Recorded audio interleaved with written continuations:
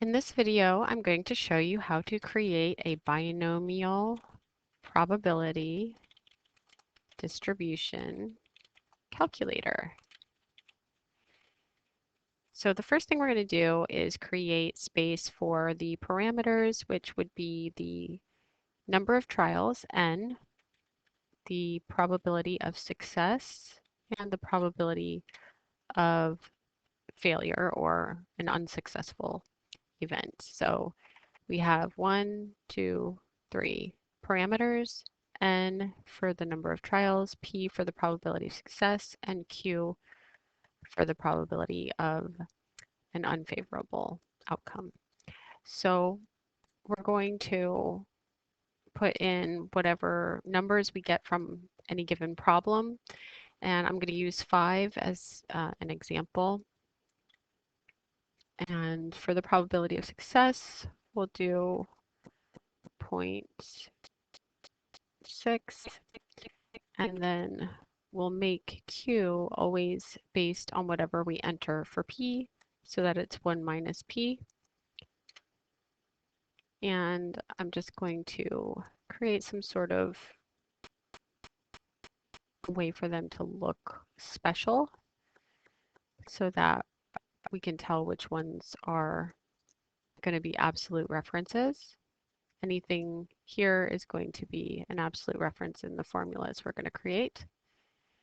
And we're going to do this so that we can either just do a simple calculation or we can construct a whole table.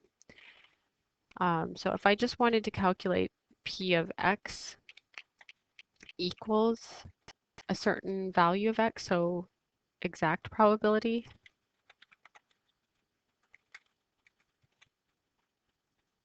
with some given value of X, then I can create it so that I have another parameter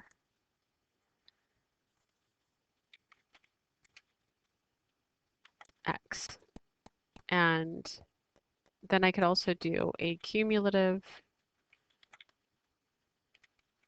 P of X less than or equal to X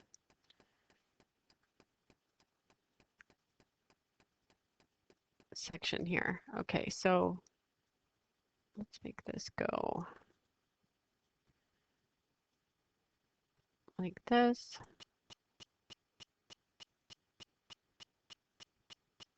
Okay, so for this one, I'm just going to enter here or here. Okay, not that you have to do both, but I'm just highlighting the sections where I would actually be entering something. And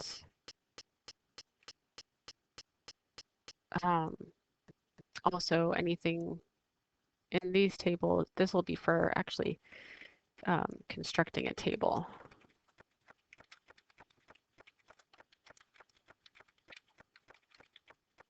Okay, so I've got two things I'm going to do here. You don't have to do both, but this section is going to be the more simple, straightforward calculator that will function similarly to binom.dist. So I'm teaching this to show you how you can do it, and also sometimes I require this of my students and I want them to turn in an Excel spreadsheet with the specific things programmed in as I'm about to show it here. Okay. All right, so the first thing is if I'm going to do an exact probability with this sample, or not sample size, but number of trials, this probability of success, I'll need to know an X value.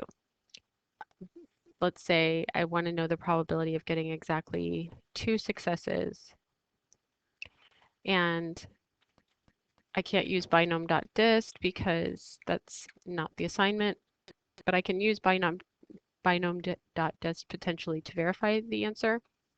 There are some spreadsheet apps that are used with the lockdown browser that may not have this available. So we'll use it to check the answers in this video just to verify, but you may not always have access to that. There can be, like a handheld calculator will usually have a binomial probability distribution calculator if it's like a graphing calculator or something with built-in statistical functions, such as the TI-83 or 84.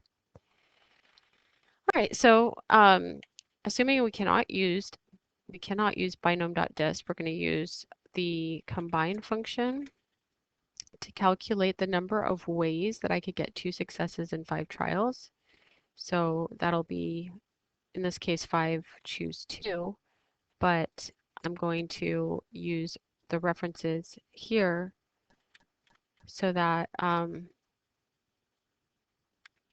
it's something that will automatically recalculate whenever I change the inputs into those cells, right? So then I'm going to multiply the probability of success to the power of x, and then multiply the probability of not a success to the difference between n and the number of successes. So in other words, if 2 of the trials are successes, then 3 would be not successes, which would be 5 minus 2 is 3, right? So if I have 2 successes, I'd have 3 unsuccessful trials. So that's why we have the N5 referring to this cell here minus 2 to get 3 here. All right, let's just verify this. Binom.dist with this number of successes, 2 successes, 5 trials, and a probability of success of 0.6, and we're going to say false for cumulative, or 0. Okay, so that worked out well. Now what about if you wanted to do it for, if you wanted it to be cumulative? That one's not as easy to do. And so I'm actually just not going to even do that. That would be, I think, kind of pointless because you need to create a table, and we're already going to do a table separately here. Okay, so we'll do the table down here, and that way we can do the cumulative probabilities after we have our table constructed. All right, so we're going to first do a column for the probability of x. We're going to calculate it the same way we did here, but we will have a lot more possible options for x, starting with 0, meaning 0 successes out of n trials, and going up as high as n trials. So for this one, we're doing 5 trials, so I'm only going to make my x values go up to 5. That's the max. And we'll make this into a, I was going to put borders, but because if the n is, as the n changes from problem to problem, you're going to have to adjust how many rows you have in your table. That is one thing that is not going to be fully automated here. But everything else will just be recalculated automatically based on these 2 inputs here. Okay, so starting with, I'm going to do the same thing, combine using n equals 5, and I'm going to create an absolute reference, meaning I want to only refer to that cell no matter the cell right here that contains my n input, no matter where I copy this formula to. I don't want it to shift as I copy the formula down or to the side or anything. And then I'm going to do my x reference, which is the x value in the x column in the 8th row. So that's going to be A8. It's covered up right now. It's kind of annoying. I normally could click on it, but since I can't, something's in the way here, I'm just going to type in A8, the address for the x value there. So A8. That I'm not going to put $signs in because I want it to be something that shifts when I copy, so I want it to remain relative. And then I'm going to multiply it times the probability P, and again, I'm referring to the cell containing my P my P quantity. And I want that to be an absolute reference, so I'm going to put dollar signs.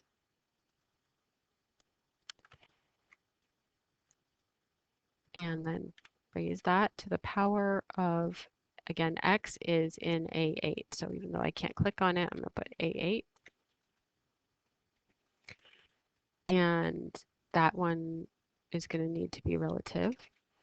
So I will not put dollar signs there. Now I'm going to multiply that times the probability of an unfavorable event. And again, remember anything up here is going to need to be an absolute reference for this portion. We didn't need the absolute references over here because we're just doing it for one input.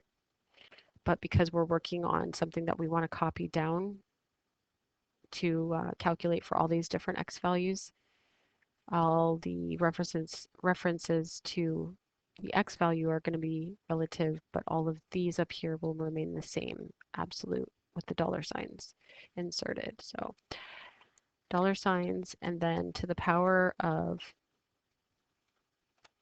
the quantity n, absolute reference, minus x in A8. Okay, so all of that. Now notice for 0, I got a different answer than for 2 when I had 2 over here, but I'm going to just check it by doing 0. Oh, yep, worked. Okay, now I'm going to copy that down. And now I can see, I can check each one of these if I want to. So if I put in 1, you can see I got this. If I put in 2, there we go. So that's pretty cool.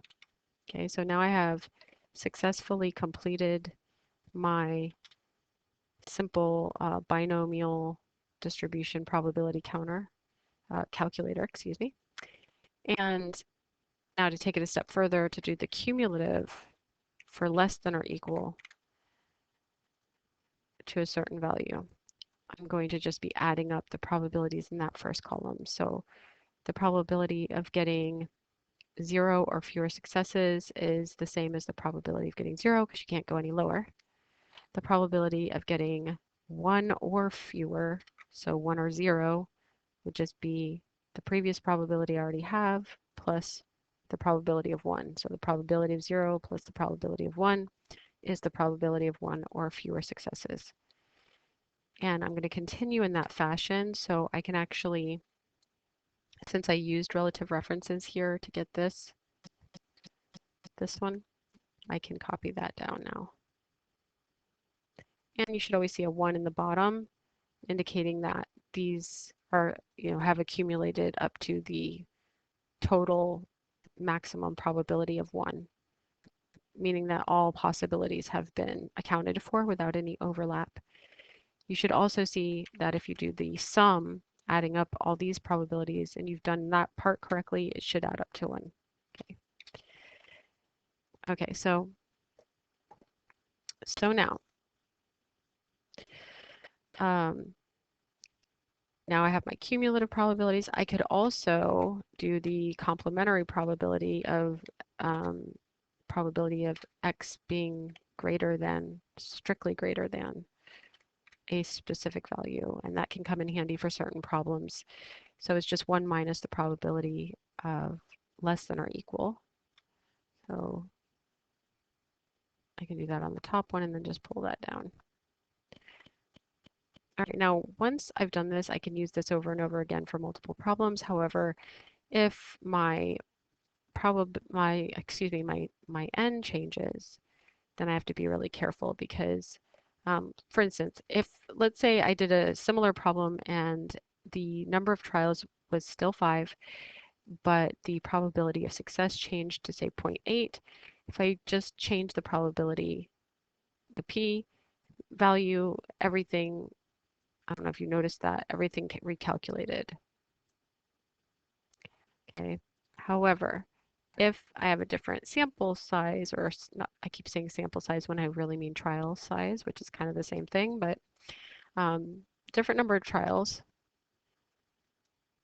Notice I changed it to 3, and now these cells are coming up as like confused, like they're confused, which is fine. But just so you don't get confused, now it's what it really means is that these rows don't need to be here anymore because we're just going up to 3 now. And likewise, if I wanted to make my table bigger, like if I had a number of trials such as 8, I need more rows. So I don't have enough rows here.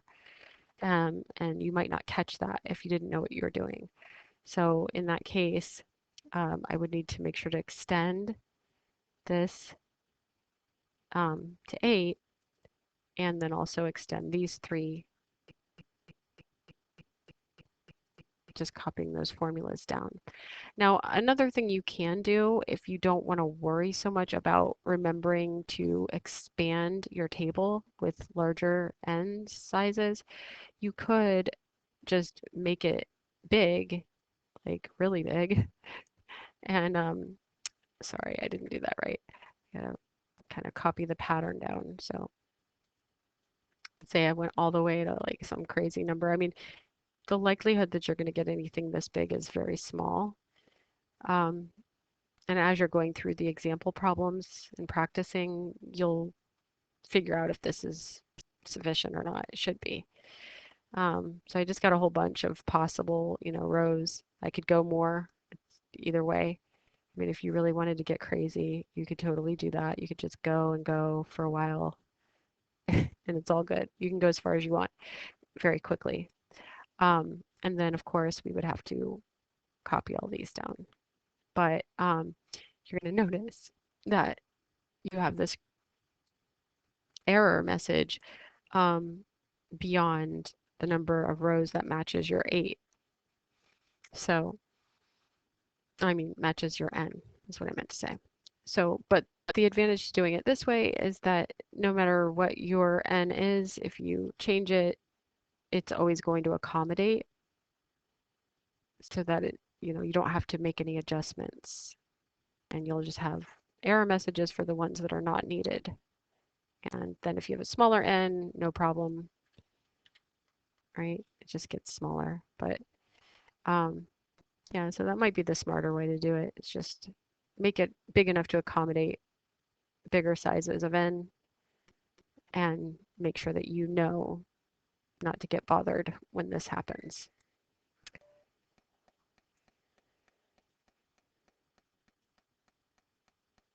So we're done with this. The last thing I would say is I